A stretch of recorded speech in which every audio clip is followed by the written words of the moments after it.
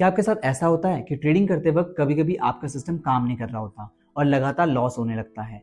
उस वक्त आपको ये लगता है कि काश कोई होता जो ये बता सकता कि मेरी गलती कहाँ हो रही है और आखिर में ट्रेडिंग में प्रॉफिटेबल कैसे हो सकता हूँ।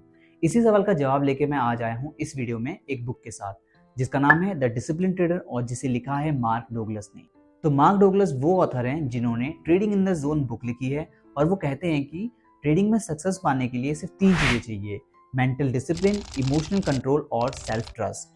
तो ट्रेडिंग सिर्फ एक टेक्निकल गेम नहीं है जिसमें स्ट्रैटेजी और एनालिसिस सब कुछ होता है, बल्कि ये गेम है आपका डिसिप्लिन का, आपके इमोशंस का, कि आप कितने अच्छे उन्हें संभाल सकते हैं। जब सेबी की एक रिपोर्ट कहती है कि 89% रिटेल ट्रेडर लॉस में रहते हैं, तो सोचने वाली बात यह है कि वो 11% ट्रेडर में क्या है जो कि उन्हें कंसिस्टेंटली प्रॉफिटेबल बनाता है।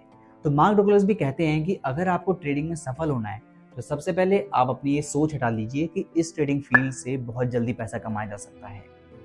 अगर आप लिमिटेड कैपिटल या फिर उस पैसे से ट्रेड कर रहे हैं जिसे लूज करना आप अफोर्ड नहीं कर सकते, तो आप अपने सक्सेस होने की उम्मीद तो छोड़ ही दीजिए, क्योंकि काफ़ी ट्रेडर हैं जिनके लॉस का एकमात्र कारण ये होता है लिमिटेड नॉलेज और हाई इमोशनल बैगेज। इसका मतलब है कि उन्होंने इस फील्ड की नॉलेज लेने से पहले ही ट्रेडिंग स्टार्ट कर दिया है और अपने इमोशंस को लेके वो बार बार ट्रेड करते हैं और सेम गलतियां रिपीट करते हैं।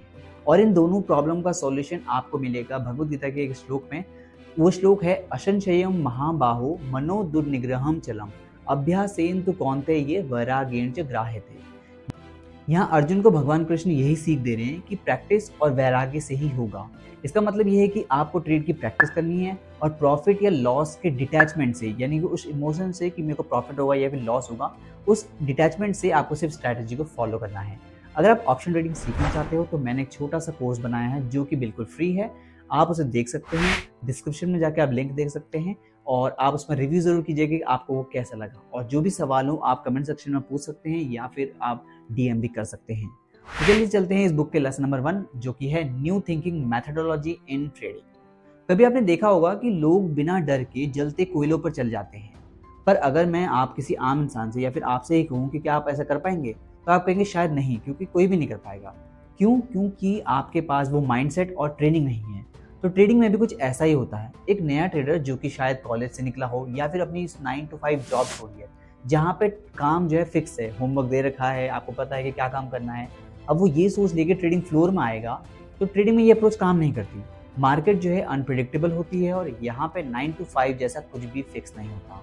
ये एक ऐसी फील्ड है जहाँ आपको खुद के पैसे लगा के डिसीजन लेना पड़ता है, और जब मार्केट अगेंस्ट जाती है तो वो नए ट्रेडर को एंग्जाइटी और स्ट्रेस से बाहर कर देती है। पर अगर वो अपने आप को ट्रेडिंग एनवायरनमेंट में कंफर्ट और कॉन्फिडेंस से सेट कर ले, तो उसके लिए ट्रेडिंग उतनी मुश्किल नहीं होगी जितनी कि एक नॉर्मल इंसान के लिए होगी। तो मार्केट जो है हमेशा बदलती रहती है और ये कभी भी प्रिडिक्टेबल नहीं होगी। इसलिए अगर कोई ये समझता है कि वो मंडे या ट्यूसडे को मार्केट का डायरेक्शन का एनालाइज कर लेगा या फिर गैस कर लेगा कि यार मार्केट ऊपर जाएगी नीचे जाएगी, तो ऐसा नहीं होता। ट्रेडिंग में जो चीज़ आपका साथ देगी वो है आपकी इमोशनल स्टेबिलिटी और मार्केट के साथ आपका सही अप्रोच। जितना जल्दी आप उसको डेवलप करेंगे उतनी जल्दी आप सक्सेसफुल होंगे। कुछ लोग ट्रेडिंग में लॉस को हैंडल नहीं कर पाते क्योंकि वो हमेशा सही होने की सोच में लगे रहते हैं, जैसे कि वो लॉस का लिमिट डिफाइन नहीं करते, और जब लॉस होता है तो वो अपनी पोजीशन को होल्ड करते रहते हैं क्योंकि उनके पास कोई डिफाइन नहीं होता, कोई स्टॉप लॉस नहीं होता। दूसरा है मार्केट के अगेंस्ट जाने पर भी वो अपना ओपिनियन चेंज नहीं करते और ये सोचते हैं कि मार्केट गलत है, मैं सही हूँ। तीसरी चीज होती है कि अपनी ट्रेडिंग के रूल्स को इग्नोर कर देते हैं और इम्पल्सिव ट्रेड लेने लगते हैं। अगर आप इनमें से कोई भी गलती करते हैं बार बार, तो समझ लीजिए कि आपका माइंडसेट अभी मार्केट फ्रेंडली नहीं हुआ है। तो न्यू थिंकिंग मेथोडोलॉजी को इम्प्रूव करने के लिए आपको कुछ चीजें स्टेप करने हैं। सबसे पहला है फोकस करें इस बात पर कि आपको ट्रेडिंग से क्या चाहिए और किस चीज से आप डरते हैं। दूसरी चीज है पहले से ये तय कर ले कि आपको एक ट्रेड में कितना लॉस एक्सेप्टेबल है और जैसी वो लॉस देखे वैसे एग्जिट कर दीजिए। तीसरा है अपने इमोशन को समझने में और कंट्रोल करने की कोशिश कीजिए। अब चलते हैं लेसन नंबर 2 पे। Market is always right. Trading की फील्ड में एक बायर और सेलर जब भी मिलते हैं तो एक ट्रेड बनता है और ये प्रोसेस मार्केट को डिफाइन करता है। मार्केट चाहे अंडर वैल्यू हो, ओवर वैल्यू हो या किसी भी फेज में हो, अगर दो लोग एक ही प्राइस पर अग्री कर रहे हैं तो वो एक मार्केट बन जाती है, वो एक ट्रेड बन जाता है। जब तक आप मार्केट को मैनिपुलेट करने लायक इतना वॉल्यूम या फिर इतना पैसा नहीं लाते, तब तक मार्केट को आपके बिलीव से, आपके ओपिनियन से कोई लेना देना नहीं है। जैसे कभी कभी हमें लगता है ना कि स्टॉक जो है एक ऑल टाइम लो पे है, यहाँ से वो बाउंस बैक करके ऊपर जाएगा, लेकिन अगर मार्केट के बाकी प्लेयर को यही चीज़ नहीं लगती, इसके अपोजिट लगता है, तो वो नीचे गिरेगा ही। तो मार्केट हमेशा सही होती है, इस बात को मान लीजिए, और आपको बस ये ऑब्जर्व करना है कि कौन सी अपॉर्चुनिटीज़ हैं जो आपको बाय लो और सेल हाई का मौका देती है। अगर आपको वो अपॉर्चुनिटी मिल गई तो ग्रैब कर लीजिए। अगर आपका बिलीफ सिस्टम मार्केट से डिफरेंट है तो आपको लॉस ही होगा। मार्केट में दोस्तों या तो दो ही चीज़ हो सकती है, या तो आप सही होंगे या फिर आप पैसा कमाएंगे।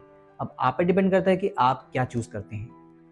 अक्सर हमारा एक थॉट प्रोसेस होता है और हमारे ट्रेड उससे इन्फ्लुएंस होते हैं। जैसे कि एक ट्रेडर जो कि जब भी ट्रेड लेता है और उसे प्रॉफिट दिखता है तो वो सोचता है कि मैं जीत गया हूँ, और जैसे ही लॉस होता है तो वो सोचता है मैं हार रहा हूँ। ये माइंडसेट बिल्कुल गलत है।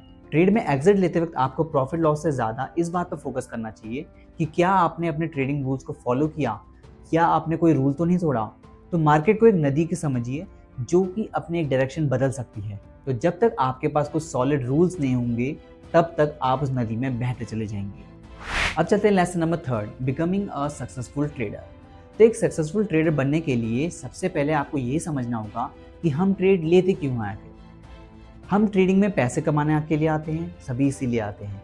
और पैसे और हमारे पर्सनल गोल्स और डिज़ायर्स अलग अलग होते हैं, चाहे वो वेकेशन हो, लग्जरी कार हो या फिर फ्यूचर की सिक्योरिटी हो। मार्केट में ग्रीड और फियर की वजह से ही प्राइसेस बढ़ते हैं और गिरते हैं, क्योंकि हर इंसान की सोच और ज़रूरतें अलग अलग हैं। और जब दो लोग ट्रेडिंग करते हैं तब एक ट्रेड बनता है, एक बाई करेगा दूसरा सेल करेगा। ट्रेडिंग और गैम्बलिंग में यही डिफरेंस होता है। गैम्बलिंग में आपका जो रिस्क है वो डिफाइन होता है, आपको पता होता है कि मैंने इतने पैसे लगाए तो इतना ही जाएगा। लेकिन ट्रेडिंग में आपको एक्टिवली अपने लॉसेस को मिनिमाइज करने के लिए मेहनत करनी पड़ती है। तो मार्केट में एंटर और एग्जिट करते वक्त आपको अपना रिस्क और रिवॉर्ड दोनों ही ध्यान में रखना पड़ता है, क्योंकि जब आप एग्जिट करते हैं तो आपका जो साइकोलॉजी होती है वो बिल्कुल अलग होती है।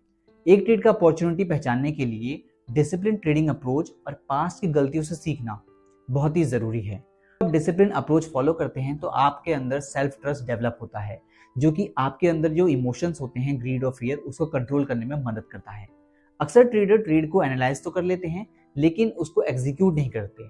एग्जीक्यूट करने में उनको डर लगता है, क्योंकि वो जो पहले का लॉस होता है वो उनके दिमाग में चल रहा होता है। तो अगर आपका सिस्टम जो है क्वांटिटेटिव टर्म्स में होगा, यानी कि नंबर्स की फॉर्म में होगा, तो आप ज़्यादा डिसिप्लिन से ट्रेडिंग कर पाएंगे।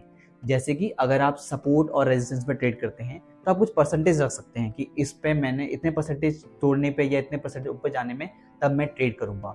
जब आप इन नंबर्स को देखेंगे ना तब आप ज़्यादा डिसिप्लिन अप्रोच फॉलो कर पाएंगे। अब चलते हैं लेसन नंबर 4 पे, techniques for effective change in trading.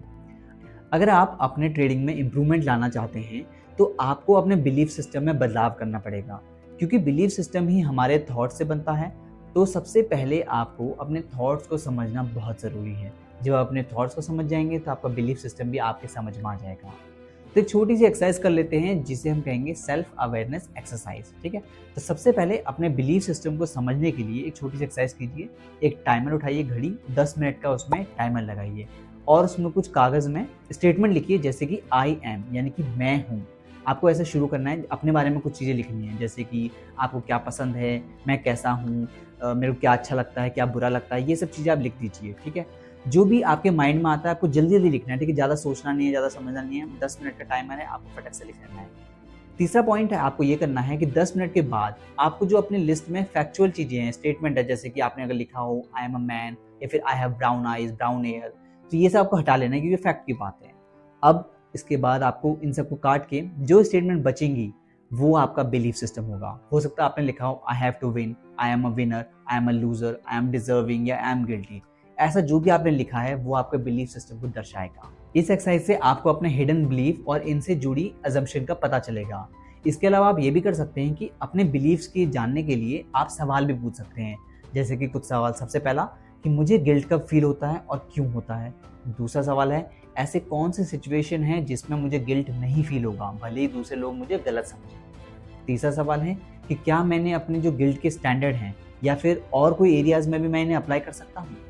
तो अब आपको अपना बिलीफ सिस्टम पता लग जाएगा और जब आपको ये पता लग जाएगा तब जाके आप उसे सुधारेंगे।